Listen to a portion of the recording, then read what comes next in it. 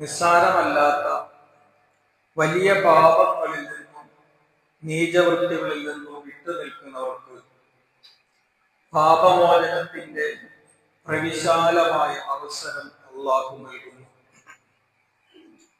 ഉമ്മമാരുടെ ഗർഭാശയങ്ങളിൽ ശിശുവായിരുന്ന സന്ദർഭത്തിലും ഇന്നിപ്പോ നമ്മൾ ഈ ഭൂമിയിൽ സൃഷ്ടിച്ച് പടച്ചുവിട്ട ഈ സന്ദർഭത്തിലുമൊക്കെ അള്ളാഹു നമ്മെ പറ്റി വളരെ നന്നായിട്ട് അറിയുന്നുണ്ട്. അതുകൊണ്ട് നമ്മളെ പറ്റിയിട്ട് വലിയ വർത്തമാനമൊന്നും പറയണമെന്ന് നമ്മൾ സ്വയം ആത്മപ്രശംസ, ഞാൻ വലിയ മാന്യനാണ്, എല്ലാം തികഞ്ഞവനാണ് എന്ന വർത്തമാനമൊന്നും നമ്മൾ പറയേണ്ടതില്ല. മുത്തഖി ആരാണ് എന്നൊക്കെ അള്ളാഹു ശരിക്ക് അറിയുന്നു. നമ്മള് പരസ്പരം അറിവുള്ളവരാണ്. നിങ്ങൾക്ക് എന്നെ അറിയാം, എനിക്ക് നിങ്ങളിൽ പലരെയും അറിയാം. ഈ അറിവിന് പരിമിതിയുണ്ട്. നിങ്ങൾ ഏതോ ഒരു ദൂര നാട്ടിൽ നിന്ന് ഇവിടെ വന്ന് സ്വത്വം പറയുന്ന ഒരു മാന്യനായ ദേഹം എന്നായിരിക്കും നിങ്ങളൊക്കെ ധരിച്ചു വെച്ചിട്ടുണ്ടാവും. എന്റെ മുമ്പിൽ ഇരിക്കുന്ന നിങ്ങളെല്ലാവരും മാന്യ ശ്രോതാക്കൾ, മുഅ്മിനുകളാണ്, സത്യസന്ധരാണ്, വിശുദ്ധന്മാരാണ്, ഇസ്ലാമിനോട് കൂടുതൽ കാഴ്ചപ്പാടുള്ളവരാണ്, നല്ലവരാണ് എന്ന കാഴ്ചപ്പാടാണ് നമ്മൾ തമ്മിലുള്ളത്. പക്ഷെ ഞാനും എന്റെ ഭാര്യയും സംബന്ധിച്ചിട്ടുള്ള അറിവ് നിങ്ങളുടെ ഒരു അറിവല്ല, അത് വേറൊരു അറിവാണ്. ഞാനും ഭാര്യയും മാത്രം അറിയുന്നത്, എന്റെ അടുത്ത സുഹൃത്തുക്കൾ അറിയുന്നത് ഞാൻ. ഒരു പക്ഷെ അത് അതിൽ നിന്ന് വ്യത്യസ്തമായിരിക്കും. എന്റെ ഭാര്യക്ക് പോലും ഒരു പക്ഷെ അറിയാൻ കഴിയില്ല. സുഹൃത്തുക്കളുമായിട്ടുള്ള എന്റെ വർത്തമാനങ്ങൾ, എന്റെ വ്യവഹാരങ്ങൾ എങ്ങനെയാണ് എന്ന് എന്റെ ഭാര്യ അറിഞ്ഞുകൊള്ളണം. നമ്മളിൽ ഇടപാട് നടത്തുന്നവരുണ്ട്.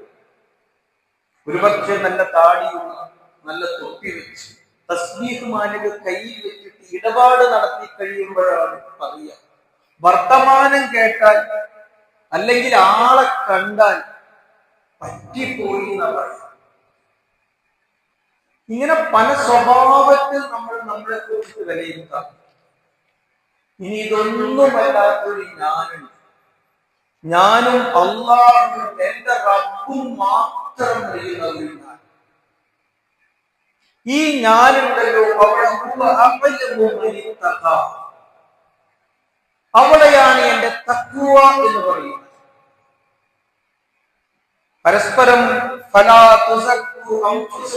നമ്മൾ നമ്മുടെയൊക്കെ ഇടയിൽ വലിയ വർത്തമാനങ്ങളൊക്കെ പറയുന്നതിനിടയിലും അള്ളാഹു അറിയുന്ന ഒരു ഞാൻ, ആ ഞാൻ ആരായിരിക്കണം എന്നതാണ് നോമ്പ് തുറക്കുന്ന വിശ്വാസിയുടെ ഗുണം എന്ന് പറയുന്നത്.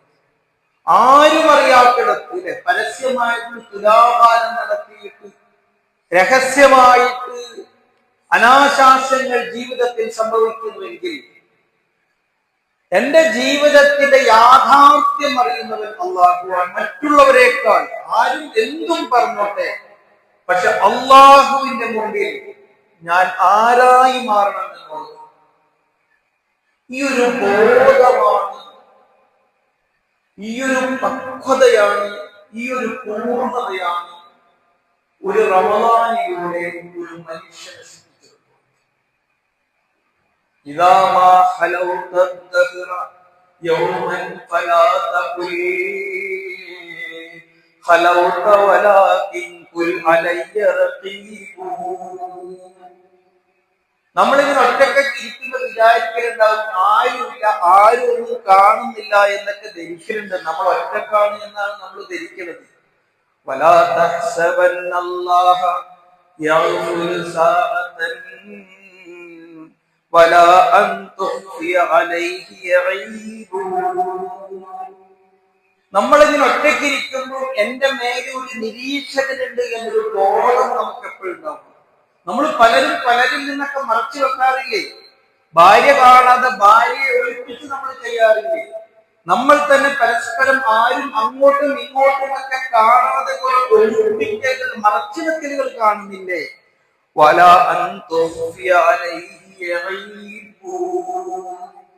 ഈ മറച്ചു വെക്കണത് അല്ലാഹുവിന്റെ മുമ്പിൽ മൂടാൻ പറ്റുകയില്ല കേട്ടോ. അള്ളാഹുവിന്റെ ഇടയിൽ മറച്ചു വെക്കാൻ കഴിയില്ല. അള്ളാഹ് ഇതൊക്കെ കണ്ടുകൊണ്ടിരിക്കുന്നുണ്ട് എന്നൊരു ബോധം റമളാനിലൂടെ നമുക്ക് ഉണ്ടാക്കാൻ കഴിയും. അതുകൊണ്ടാണല്ലോ റമളാൻ മാസത്തിൽ ആരും അറിയില്ല. ഒരിറക്ക് വെള്ളം നമ്മൾ കുടിച്ചാൽ ആരും അറിയില്ല. എന്നിട്ട് പോലും നമ്മൾ അരുതാത്തത് അള്ളാഹുവിനെ ഓർത്തിട്ടാണ്.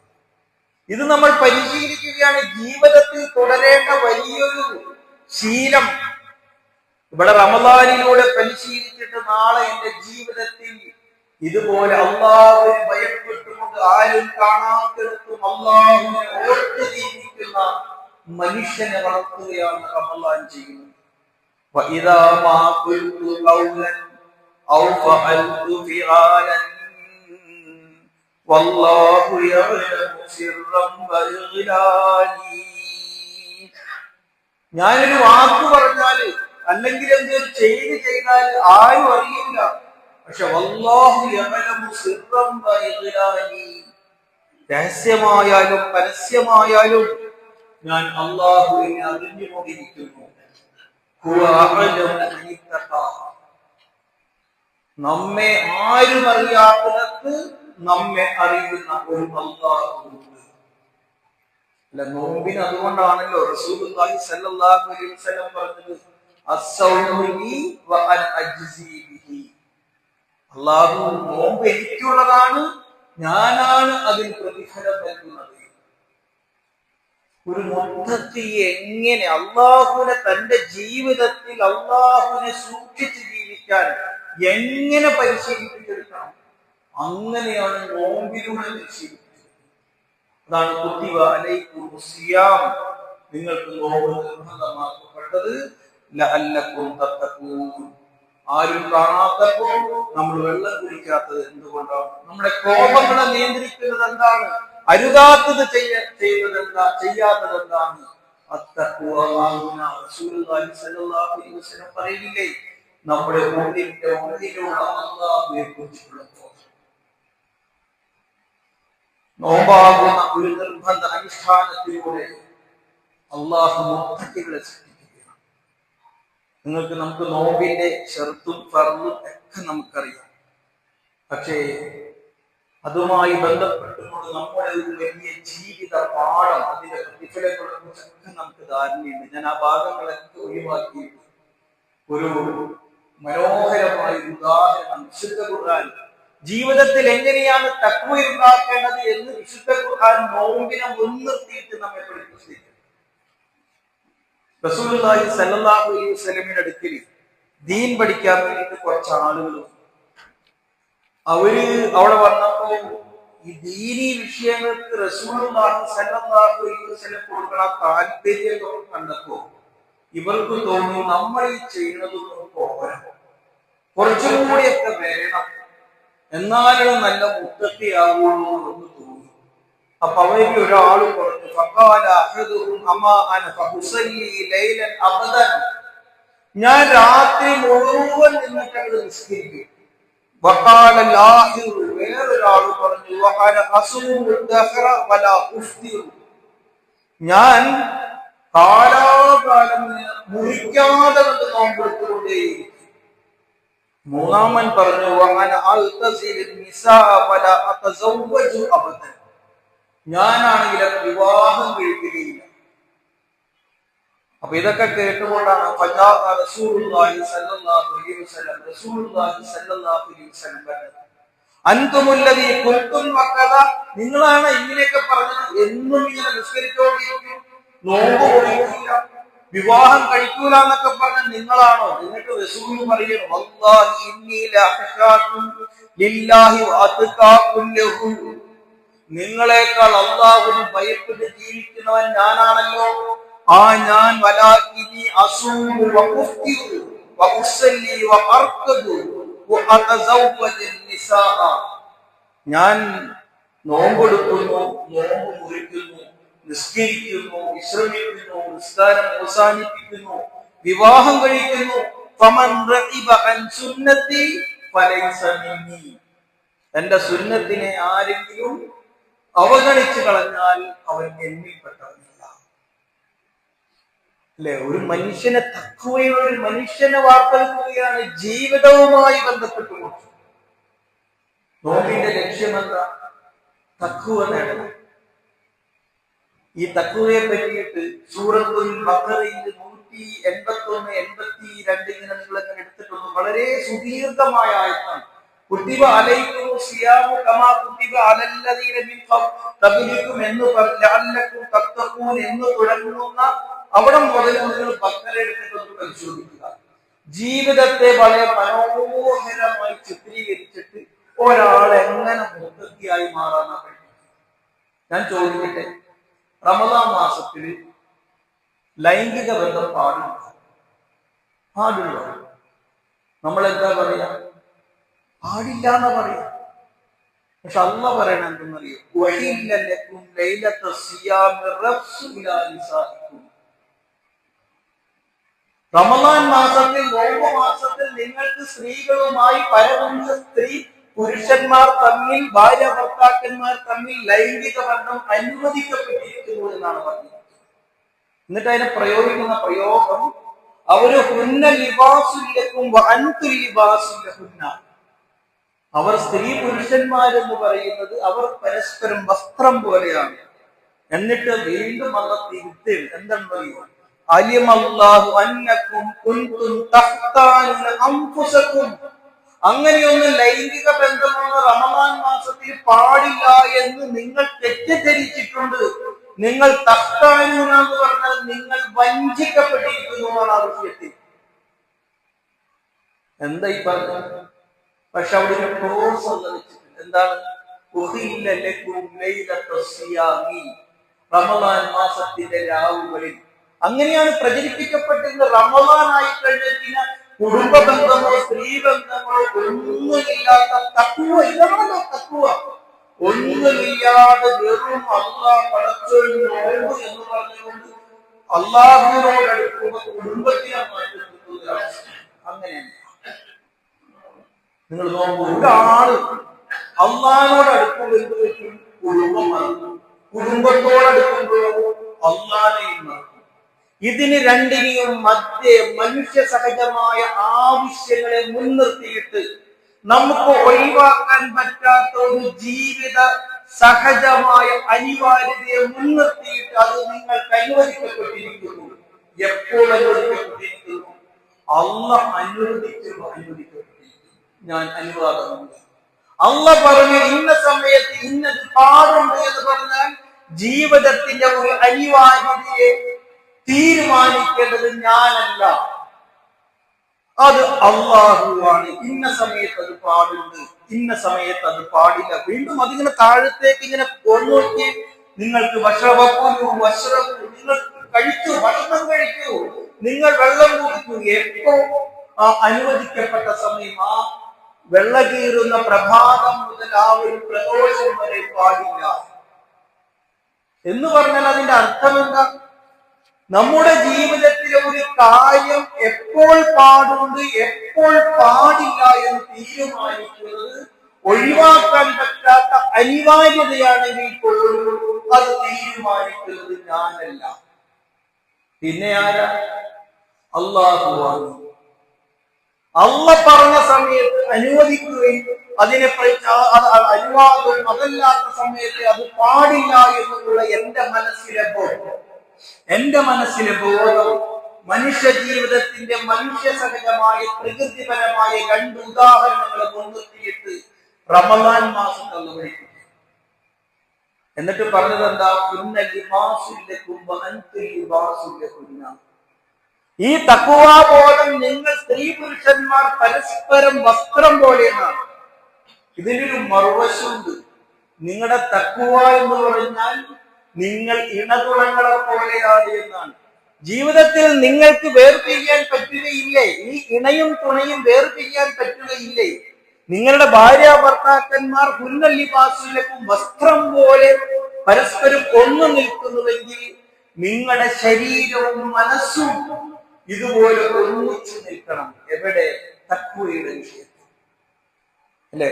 സ്ത്രീ പുരുഷനെ ഭാര്യ ഭർത്താക്കന്മാരെ അള്ളാഹ് വിശേഷിപ്പിച്ചത് എങ്ങനെയാണ്? എന്തൊരു ഉപമയാണ് തഖ്വ എന്ന് പറഞ്ഞിട്ട് പഠിപ്പിക്കണം. ഇതിന്റെ തൊട്ടു മുമ്പ്, ഈ ആയത്തിന്റെ തൊട്ടു മുമ്പ് പറഞ്ഞ വർത്തമാനം ഏതാന്നു നിങ്ങൾക്ക്?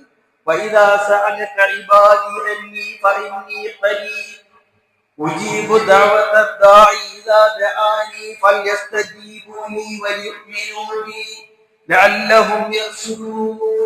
അല്ലാഹുവുമായിട്ട് അടുക്കേണ്ടതിന്റെ അതിന്റെ പരമകാഷ്ഠയെ പറ്റി പറഞ്ഞിട്ടാണ് പറയുന്നത് കുടുംബബന്ധത്തെ കുറിച്ച്. എന്നിട്ട് ഉദാഹരിക്കുന്നത് കുന്ന ലിബാസിലേക്കും, നിങ്ങൾ വസ്ത്രങ്ങളാകുന്നത് പോലെ പരസ്പരം വേർപിരിയാൻ പറ്റാത്തതുപോലെ നമ്മുടെ മനസ്സും ശരീരവും ഒന്നിൽ കേന്ദ്രീകരിക്കണം. ആ ഒന്ന് ഏതാണ്? അതാണ് തഖ്വ എന്ന് പറയുന്നത്. കദാലിക യുബയ്യിനുല്ലാഹു ആയാതിഹി ലിന്നാസി ലഅല്ലഹും യത്തഖൂൻ. ആ ഭാഗം റമളാനുമായി ബന്ധപ്പെട്ടുകൊണ്ട് കുതിബ അലൈക്കുമുസ് സിയാമു കമാ കുതിബ അലല്ലദീന മിൻ ഖബ്ലികും എന്ന് പറഞ്ഞുകൊണ്ട് ആ ഭാഗം ഇങ്ങനെ തുടങ്ങി തൊട്ടിപ്പുറത്തെ പേജിൽ ആ വർത്തമാനം അവസാനിക്കുന്നത് നമ്മുടെ ജീവിതം പഠിപ്പിച്ചിട്ടാണ്. ലഅല്ലകും തത്തഖൂൻ ലഅല്ലകും യത്തഖൂൻ. നമ്മൾ മുത്തഖികളായി മാറണം. അപ്പൊ നമ്മളിവിടെ എങ്ങനെയാണ് ജീവിക്കേണ്ടത് അങ്ങനെ ജീവിക്കണം. ഇതിന്റെ ബാക്കി ഭാഗങ്ങളൊക്കെ എടുത്ത് പരിശോധിച്ചു കഴിഞ്ഞാൽ യുരീദു ബിക്കുമുൽ ഉസ്റ വലാ യുരീദു ബിക്കുമുൽ ഉസ്ർ. നോമ്പ് പറയാണ്, നിങ്ങൾക്ക് പ്രയാസം ഉണ്ടാക്കാനല്ല അല്ലാഹു ഉദ്ദേശിച്ചേക്കുന്നത്. കുടുംബം വേണ്ടാന്ന് വെച്ചിട്ട് നിങ്ങൾ അല്ലാഹുടെ കൂടെ മാത്രം ഇങ്ങനെ പള്ളിയിൽ മാത്രമേ ഇരുന്ന് തസ്ബീഹും തഹ്ലീലും ചൊല്ലി കാലം കഴിക്കാനല്ല പറഞ്ഞിരിക്കുന്നത്. ഭക്ഷണം കഴിക്കണ്ടെന്നല്ല പറഞ്ഞിട്ടുള്ളത്. അതിൻ്റെതായ സമയങ്ങളിൽ നിങ്ങൾ നിർവഹിച്ചുകൊണ്ട് തന്നെ നിങ്ങൾക്ക് എങ്ങനെ എന്നോടടുപ്പം എന്റെ സാമീപ്യം കരസ്ഥമാക്കാൻ സാധിക്കും. എന്തൊരു ജീവിത ദർശനമാണ് അല്ലേ? പാപം, മനുഷ്യജന്മം പാപമായി കാണുന്ന മതദർശനങ്ങളുടെ കാലഘട്ടത്തിൽ ജീവിതം പഠിപ്പിക്കുകയാണ്. ഇണതുണകളെ മുമ്പിൽ വെച്ചുകൊണ്ട്, വൈവാഹിക ജീവിതത്തെ മുന്നിൽ വെച്ചുകൊണ്ട് അതിന് നിങ്ങൾ എത്ര പ്രാധാന്യമാണോ വേർതിരിക്കാൻ പറ്റുകയില്ലേ? അതേപോലെ നിങ്ങളുടെ മനസ്സും ശരീരത്തിലും ഈ തഖ്വാബോധത്തെ വേർതിരിക്കാൻ പറ്റുകയില്ല. ജീവിതം കൊണ്ടത് തെളിയിക്കാൻ നമുക്ക് കഴിയണം. ഇതാണ് തഖ്വ എന്ന് പറയുന്നത്. അപ്പൊ നോമ്പ് എന്താണ്? അപ്പൊ നോമ്പ്, റമദാൻ മാസത്തിലെ നോമ്പ് എന്ന് പറയുന്നത് എന്താ? നമ്മളെ ഏറ്റവും നല്ല പൂർണ്ണ മനുഷ്യനാക്കി മാറ്റാൻ കയോമിൻ വലദത്തു തഖ്വ. തഖ്വ ശ്രദ്ധിക്കുന്നത് എങ്ങനെ? നോമ്പ്, തഖ്വ, മനുഷ്യ ജീവിതം. നമ്മളിങ്ങനെ ഓരോന്നോരോന്ന് വേർതിരിച്ചു പരസ്പരം ബന്ധമില്ലാത്തതാണോ? അല്ല.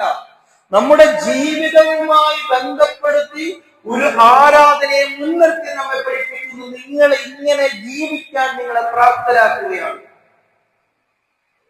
നമ്മുടെ ജീവിതത്തിന്റെ ഏത് അനിവാര്യതയാണെങ്കിൽ പോലും അത് തീരുമാനിക്കേണ്ടത് നിങ്ങളല്ല. ഭക്ഷണം കഴിക്കൽ നമ്മുടെ അനിവാര്യതയാണോ? വെള്ളം കുടിക്കൽ നമ്മുടെ അനിവാര്യതയാണോ? പരസ്പരം സ്ത്രീ പുരുഷന്മാർ തമ്മിലുള്ള ബന്ധം നിലനിർത്തൽ ഇവിടുത്തെ പ്രകൃതിയുടെ നേട്ടമാണോ? ഇവിടുത്തെ സമ്പാദ്യം പ്രകൃതിയുടെ നേട്ടമാണോ? നമ്മളുമായി ബന്ധപ്പെട്ട നമ്മുടെ ജീവിത സാഹചര്യങ്ങളെ മുഴുവൻ മുന്നിൽ വെച്ചുകൊണ്ട് അത് തീരുമാനിക്കേണ്ടത് നമ്മളല്ല.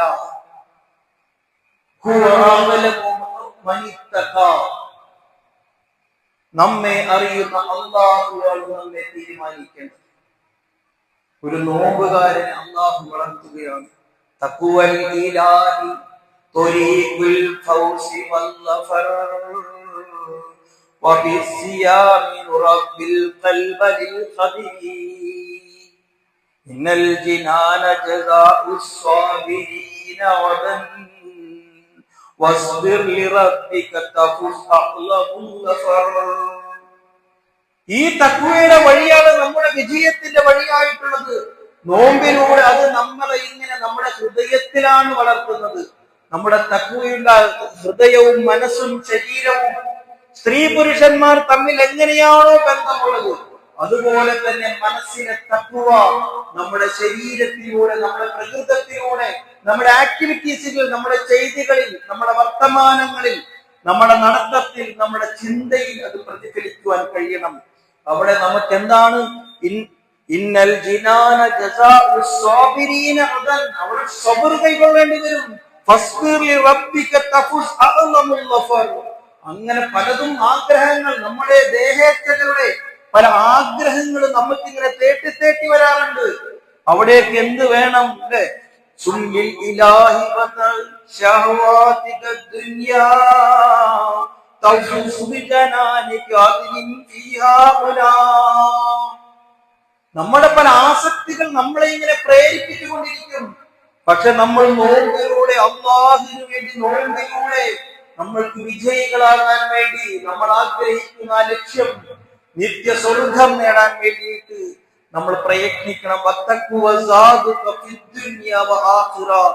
ഈ ദുനിയാവിലെയും പരലോകത്തിന്റെയും മൂലധനം എന്ന് പറയുന്നത്, നമ്മുടെ ജീവിതത്തിന്റെ മൂലധനം എന്ന് പറയുന്നത് അത് തഖ്വയാണ്. ഈ തഖ്വയിലൂടെ നമുക്ക് മുന്നോട്ട് പോയാൽ മാത്രമേ നമുക്ക് സ്വർഗത്തിലേക്ക് എത്താൻ പറ്റുകയുള്ളൂ. അതുകൊണ്ട് നമ്മുടെ ഹൃദയങ്ങളെ വളർത്താൻ ഈ റമളാനിലൂടെ നമ്മൾ നമ്മുടെ ഹൃദയങ്ങളുടെ ഉള്ളിൽ നമ്മൾ തഖ്വ നട്ടു വളർത്തണം. അങ്ങനെ പടച്ചോന് വേണ്ടി ആത്മാർത്ഥമായി നോമ്പെടുക്കുമ്പോൾ നമ്മുടെ അഭയസ്ഥാനം സ്വർഗമായി മാറും. ഒരു മനുഷ്യനെ വളർത്തുകയാണ് ഒരു ലക്ഷ്യം നേടാൻ, തന്റെ താല്പര്യങ്ങളുടെ, തങ്ങളുടെ ലോകാസക്തികളെ മറികടക്കുന്ന അല്ലാഹുവിനോടുള്ള നമ്മുടെ താല്പര്യം, തഖ്വാബോധം. ഈ ഒരു തഖ്വാബോധമാണ് നമ്മൾ നോമ്പിലൂടെ നമ്മൾ ആർജിച്ചെടുക്കേണ്ടത്. നോമ്പ് വളർത്തുന്ന വിശ്വാസിയുടെ ഗുണം തഖ്വയായിട്ട് മാറണം.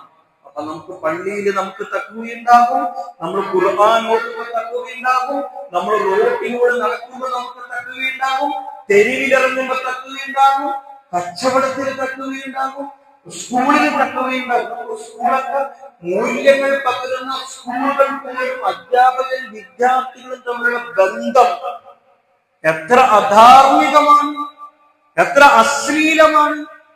നമ്മുടെ കുട്ടികളെയൊക്കെ ഭയപ്പാടുകൊണ്ട് കണ്ടുകൊണ്ടിരിക്കുന്ന വളർത്തുന്ന വിശ്വാസത്തിന്റെ ഗുണം ജീവിതത്തിന്റെ എല്ലാ മേഖലകളിലും ഈ ഒരു തഖ്വയുണ്ടാക്കിയെടുക്കുവാൻ നമുക്ക് കഴിയണം.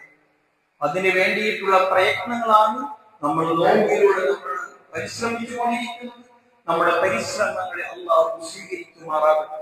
ഈ ഒരു നെയ്യത്തോട് മുന്നോട്ട് പോകാനുള്ള തൗഫീഖ് വെറും പട്ടിണി കിടക്കൽ മാത്രമല്ല.